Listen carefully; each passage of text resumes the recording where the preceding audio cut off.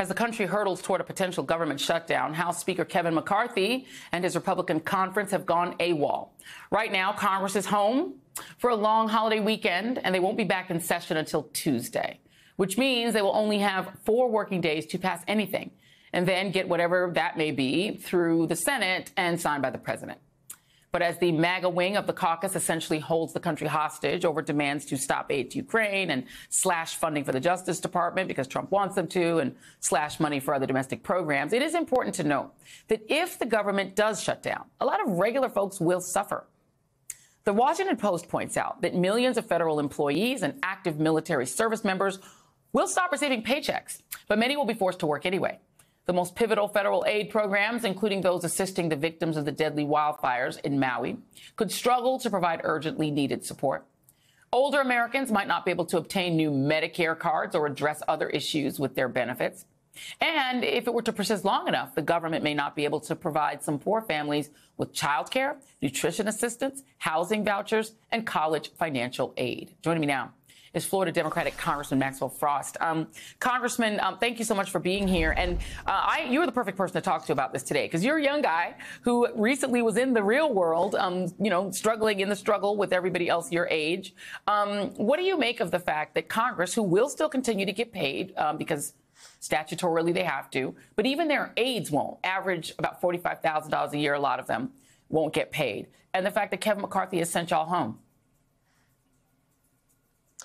Well, I think it shows exactly how Kevin McCarthy is governing, right? I mean, look, at the beginning of the year, when I first got into Congress, we had a few days where we couldn't elect a speaker. And what I told everyone, and what I'll say now, is those days are a microcosm of what's going on for the next 2 years in the United States Congress. Speaker Kevin McCarthy gave all of his power to the far right-wing, extreme Marjorie Taylor Greene, Matt Gaetz branch of his party.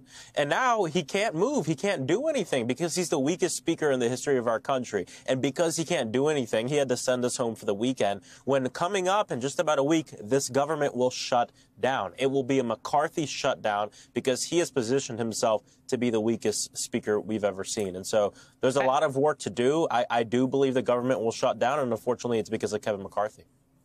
And, it's interesting that, you mentioned Matt Gaetz, because people are accustomed to saying Marjorie Greene is his real boss. It seems like Matt Gaetz right now is his real boss. Isn't Matt Gaetz running for governor in the state of Florida? Isn't that why he's doing this, so that he can have commercials to run on Fox for governor? Of course. I mean, in a few months, when we look back at fundraising, we'll probably see that the 2 top fundraising points for Matt Gaetz will be the beginning of the year, when he completely made a show out of the speaker's race, and now when he's making another show. And unfortunately, a lot of people use the business of Congress to up their profile, become more popular, and raise money. And the people who will be on the receiving end of that, and who will, it's to the detriment of the American people. So it's really unfortunate. But it's not just Matt Gaetz, right? He has a group that are standing with him. And so the speaker has a limited amount of options, and what he should do is come to Democrats and see if he can cut a deal. But the problem with that is that Matt Gaetz and them will file a motion to vacate, and he might lose his job. And so what's going on is we have a speaker who's not working day to day for the American people. He's working day to day just trying to keep his job. And that's no way that you can govern. I should note for our audience that back in 2019, when there was a government shutdown in January 2019, he literally said the Congress should not be dismissed. They should not go home for a 3-day weekend. They should stay here and get the job done. He has changed his mind. I want to talk about somebody who is actually getting something done. I'm going to play this soundbite. This was something that happened because you haven't left town yet. You were in Washington today. Let's play a little of where you were. Do we have it? Oh, we may not have it. This is element 3 for my wonderful director. Do we have? Everyone should see it except Mom and Dad. Mom and Dad, stand up. I want everybody to see the parents of this proud young new congressman.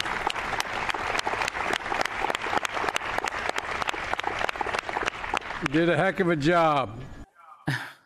I don't know if people could see you standing up on the dais next to President Biden as he announced this brand new federal office designed for gun violence prevention. Tell me what that meant to you, because we first met you as somebody who is an advocate for March for Our Lives and for preventing your generation and those younger than you from suffering from gun violence. What did that mean to you and your parents? And what does this new administrative office mean to you?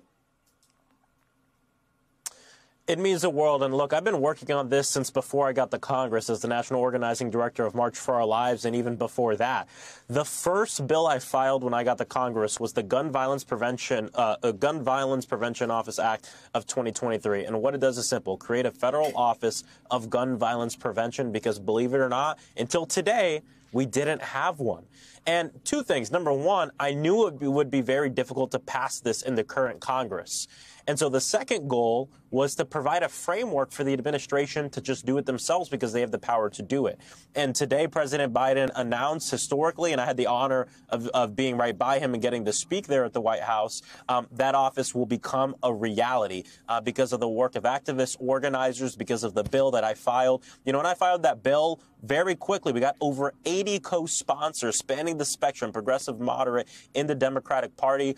Senator Chris Murphy introduced it in the Senate, and today it is a reality via executive action. This is a good lesson in the fact that when you're in the minority, and especially as a freshman, the ability to impact big change sometimes is difficult, and you got to be creative. You got to strategize and figure out, how do we use the power we do have? And part of the power we have is in the administration. And so this office is going to be great, working on a daily problem, working for daily solutions, and it's going to save lives.